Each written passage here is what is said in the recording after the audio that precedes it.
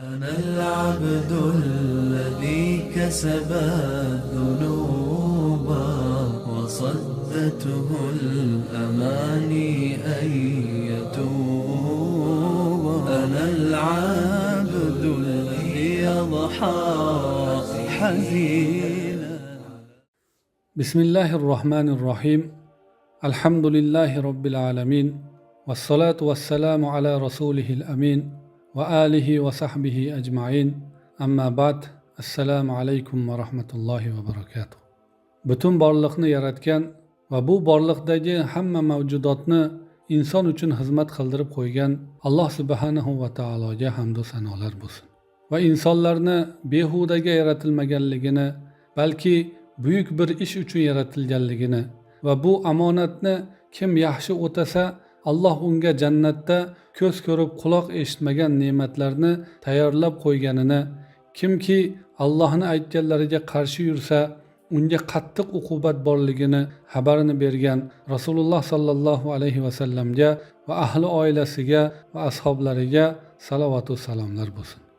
Alloh subhanahu va taolo bandalarini bu dunyoda sinov uchun yaratar ekan, bu hayot keyingi abadiy hayot uchun bir ko'prik bo'lar ekan, bandalarini jannatga olib boradigan yo'lga yo'llab qo'ydi va bandalari halok bo'ladigan, ya'ni haq yo'ldan adashtiradigan shaytoniy yo'llardan va shaytoniy amallardan ogohlantirib qo'ydi.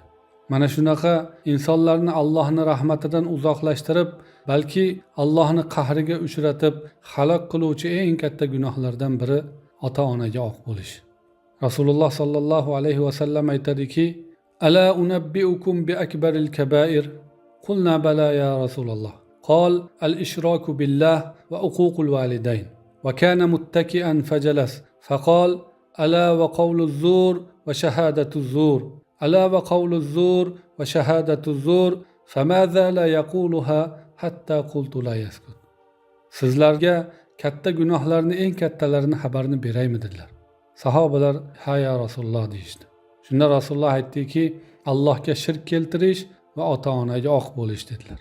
Yonboshlagan holatda edilar, o'tirib oldilarda aytdilarki, ogoh bo'linglar, yolg'on gapirishlik va yolg'on guvohlik berishlik dedilar. Va shu gapini qaytaraverdiki, hattoki to'xtamasalar kerak deb o'ylab qoldim deydi. Allohga shirk keltirishdan keyingi eng katta gunoh ota-onaga oq bo'lishdir. Alloh taolo Qur'oni Karimda aytadiki: A'udhu billahi minash shaytonir rojim va qada robbuka alla ta'budu illa iyyahu va bil validayni ihsana.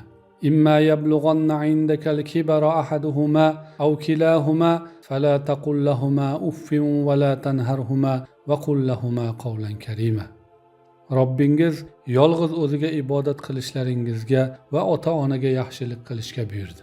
Agar ulardan biri yoki ikkisi ham sizni huzuringizda keksalikka yetsa, ularga uf demang va ularga ozor bermang va ularga yaxshi so'zlarni so'zlang dedi. Ya'ni bu uf deyish ota-onaga bo'lgan ozorni eng kichkinasi. Alloh taolo shundan ham qaytardi. Rasululloh aytadiki, agar Alloh taolo mana bu uf deyishdan ko'ra kichkinaroq ozorni bilganida undan ham qaytarardi deydi. Va oyatning davomida aytadiki: "Vahfiz lahuma janahadh-dhulli minar-rahma va qul robbirhamhuma kama robbayani saghira."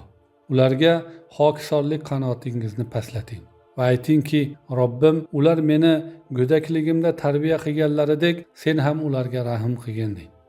Mana bu oyatda rahm qilganlaridek demasdan tarbiya qilganlaridek deyapti, chunki go'dakni tarbiya qilishni o'zi rahm.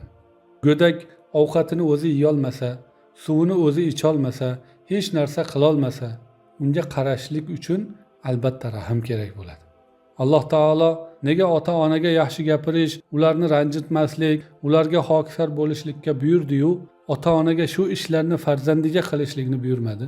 Chunki bu xislatlarni ota-onaga fitrat qilib berib qo'ygan. Ularga buyurmasa ham ular farzandlariga mehribon bo'lishadi. Farzandlari uchun har qancha mashaqqat bo'lsa ko'taradi. Kechalari uyqularidan voz kechadi. Umrini shu farzandlari uchun qurbon qiladi. Ayniqsa onalar farzandlari uchun butun hayot lazzatlarini qurbon qiladi. Agar eri zolim bo'lib bu ayolga qattiq zulmlar qilsa ham farzandlari uchun farzandlarim yetim bo'lmasin deb sabr qiladi. Har qancha ozorlarni ko'taradi. Umrini, sog'ligini qurbon qiladi. Shuning uchun Alloh taolo mana bu qurbonchilikni haqqini o'zining haqqi bilan yonma-yon qildi. Ibn Abbos radhiyallohu anhu aytadiki, 3 oyat bilan birga keltirilgan. Bulardan birortasi ikkinchisisiz qabul qilinmaydi deydi. Ya'ni atiulloha va atiur rasul, Allohga itoat qilinglar va rasulga itoat qilinglar va aqimus solata va atuz zakat, namozni barpo qilinglar va zakotni beringlar va anishkurli va livalidayk, menga shukr qilinglar va ota-onaga shukr qilinglar deydi. Kimki Allohga itoat qilsa-yu rasuliga itoat qilmasa, undan qabul qilinmaydi. Va kim namoz o'qisa-yu zakot bermasa, undan ham qabul qilinmaydi. Va kimki Allohga shukr qilsa-yu ota-onasiga shukr qilmasa, undan ham qabul qilinmaydi deydi. Shuning uchun Rasululloh sallallohu alayhi vasallam aytdiki, rizor robbi fi rizol valid va saxatur robbi fi saxatil valid. Allohning roziligi otaning roziligida va Allohning g'azabi otaning g'azabidadir deydi. Alloh taolo aytadiki, va vassaynal insana bivalidayhi hamalathu ummuhu wahnan ala wahn va fisaluhu fi amayn an ishkurli va livalidayka ilayyal masir. Biz insonni ota-onasi haqida vasiyat qildikki, onasi uni zaiflik ustiga zaiflik bilan ko'tardi. Ya'ni homiladorlik mashaqqati va uni sutdan ayirish vaqti 2 yildir. Menga va ota-onangizga shukr qilinglar va qaytishlik mengadir dedi. Ota-onani haqqi shunchalik katta bo'lishligi bilan birga, lekin Allohni haqqidan keyin turadi. Alloh taolo aytadiki, va in jahadaka ala an tushrika bi ma laysa laka bihi ilm fala tuti'huma va sahibhuma fid dunya ma'rufa wattabi' sabila man anaba ilayya thumma ilayya marji'ukum fa unabbi'ukum bima kuntum ta'malun. Agar ular seni menga, ya'ni o'zing bilmagan narsada shirk keltirishlikka majburlasa, sen ularga itoat qilmagin. Dunyoda ularga yaxshilik qil va menga yo'nalganlar yo'liga ergash. So'ngra qaytishingiz mengadir va men sizlarga nima amal qilganlaringizni xabarini beraman deydi. Mana bu ota-onaning haqqining chegarasi Alloh taoloning haqqining chegarasigacha. Shu yerda ularning haqqi tugaydi. Agar ota-ona bolani Allohga shirk keltirishga buyursa yoki Allohga ibodat qilishdan to'ssa, namoz o'qitmasa, ularga itoat qilinmaydi. Ba'zilarni eshitganmizki, farzandi namoz o'qishligi uchun tahorat olayotganini ko'rib, urgani yugurganligini, namoz o'qishga to'sqinlik qilganini, Qur'on o'qishni o'rganmoqchi bo'lib, muallimiy sonini o'qisa, uni o'qitmasdan urib so'kkanligini eshitganmiz. Bizlarda mana bu ota-onani haqqi ozgina suiiste'mol qilingan. Ya'ni farzandlariga Robbisini tanitmaydi, ibodatga o'rgatmaydi, balki ular katta bo'lib bir ko'chadan o'rganib kelsa, qarshilik qilib qaytaradi. Yomon muhitda o'stiradi. Aroqxo'r, nashaxo'r, fohishaboz qilib tarbiyalaydi. Bir kun kelib bu farzand haqni tanib Allohga ibodat qilib namoz o'qisa, oq qildim deb qarg'aydi. Bunaqa holatda qarg'ishlar o'tmaydi. Balki u ota-onalarni o'zi qarg'ishga loyiq bo'ladi. Bolasini shunaqa yomon tarbiya qilib zulm qilganligi uchun. Hatto shu darajaga borishganki, bir birodar aytib beradi o'zini boshidan o'tganini. Bir kuni deydi, otam aroq ichib mast bo'lganda bizni dalaga olib bordi deydi. Dalani sug'orishlik uchun. Lekin sug'orishlik bizni galimiz emas edi. Ya'ni dalani qo'shnilar bilan galma-gal sug'orardik deydi. Biz kunduzi sug'organ edik, ular kechasi sug'orish kerak edi. Lekin dadam bu kelishuvga qaramasdan bizni kechasi dalaga olib bordi. Qo'shnilar yerlarni sug'orishayotgan edi va biz tarafni to'sib qo'yishgan edi. Dadam mana bu holatni ko'rib g'azablanib ketdi. Ya'ni mast edi o'lguday. Qo'shnilarni onasidan, otasidan haqorat qilib, ularni urgani yugurib ketdi. Qo'shnilar 2 kishi ekan, ya'ni aka-uka. Otam bora solib ikkalasini ham do'pposlab ketdi deydi. Men ham orqasidan yugurdim va baqirdimki, haligilarga o'zimni borligimni bildirishlik uchun. Ya'ni ular ham otamni urmasin deb. Otam ikkalasini do'pposlayapti. Shu orada ular ham 1-2 urdi shekil. Endi hamma o'zini himoya qiladi-ku. Ungacha men ham yetib bordim. Bordimda ularni ajratdim. Otamni qaytarishni imkoni bo'lmaydi. Ya'ni bular meni urdi deb otam baqirardi deydi. Shunda otamni qaytarish uchun siz qaytavering, men o'zim gaplashaman bular bilan dedim-da, haligilarni ikkalasini ketkazib yubordim deydi. Ha qanday uraman axir?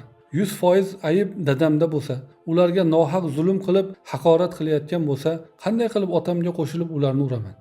Ursam kuchim yetardi, lekin qanday qilib? Insofi bor odamning ishi emas bu. Xullas ularni ketkazib yubordim.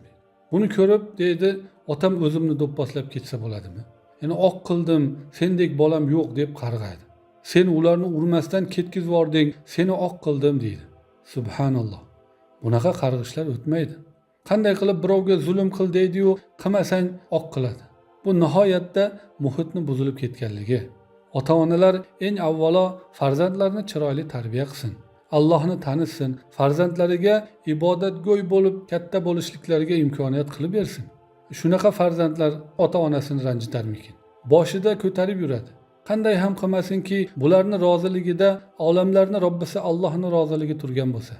Alloh taolo shunaqa farzandlaridan nohaq ranjib yurgan ota-onalar bo'lsa, ularga haqni bildirsin. Farzandlarini nohaqdan boshlarini egib qo'yishlaridan o'zi asrasin. Va barchamizni farzandlarimizni haqiqiy mo'min qilib tarbiyalashlikka nasib qilsin.